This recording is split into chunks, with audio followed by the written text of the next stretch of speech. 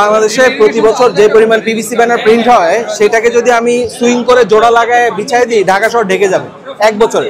এবং এটা পুরাটা হচ্ছে গিয়ে আপনার পচনশীল না এবং এটাকে রিসাইকেলও করা যায় না যে পিভিসি ব্যানারটা ব্যবহার করি। আর খুবই টক্সিক, নানান ধরনের বিষাক্ত উপাদান আছে ওই পিভিসি ব্যানারের, সো ওইটা ছড়াতে থাকে।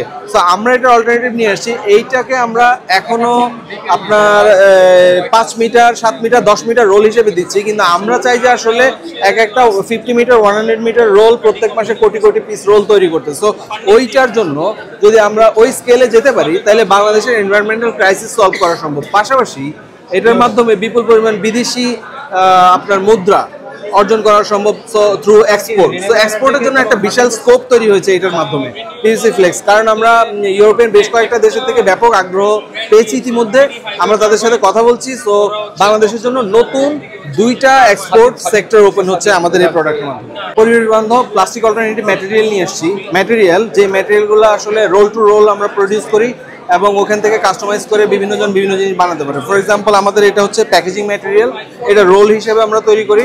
এটাকে নিয়ে যে যার মতো মানে কাটিং ডিজাইন করে নিজের মতো ব্যাগ বানিয়ে নিতে পারে। আর একটা হচ্ছে যে এটার নাম পলকা ফ্লেক্স, এটা ব্যানার ম্যাটেরিয়ালের অল্টারনেটিভ। যেটা বাজারে আমরা পিভিসি ফ্লেক্স ব্যানার ব্যবহার করি ওটা খুবই টক্সিক এবং বায়োডিগ্রেডেবল না, সে কারণে এটা বায়োডিগ্রেডেবল এবং সেফ অল্টারনেটিভ। এটাও আমরা রোল হিসেবে তৈরি করি।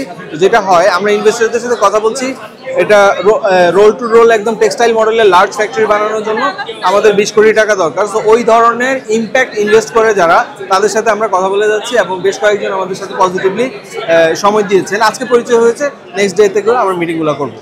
যে দেশি হতে হবে বা বিদেশি হতে হবে এরকম কোনো চয়েস নেই। আমরা চাই যে ইম্প্যাক্ট, এনভায়রনমেন্টাল ইম্প্যাক্টটা যে ইনভেস্টররা গুরুত্ব দেন তাদের সাথে কাজ করতে। তিনি দেশি হতে পারেন, বিদেশি হতে পারেন। ইভেন ব্যাংকদেরকেও আমরা এনকারেজ করছি, যারা ব্যাংকরা যাতে নতুন স্টার্ট আপকে সাপোর্ট দেয়।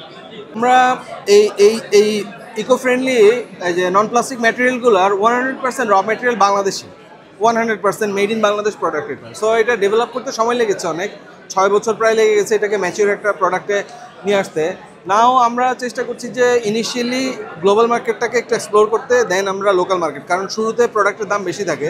সো ইনভেস্টর খোঁজার ক্ষেত্রেও আমাদের ওইরকম প্রায়োরিটি নেই, কিন্তু আমরা চাচ্ছি যে ইনভেস্টর যাতে আমাদেরকে স্কোপ করে দেয়, নেটওয়ার্কিং করে দেয়, যাতে বিদেশে আমরা প্রোডাক্টগুলোকে দিয়ে একটা আমরা স্টার্টআপটা গ্রো করতে পারি। দেন আমরা বাংলাদেশের মার্কেটের সোশিও ইকোনমিক সিচুয়েশন অনুযায়ী ওই প্রাইসে প্রোডাক্টগুলো সাপ্লাই দিতে পারি।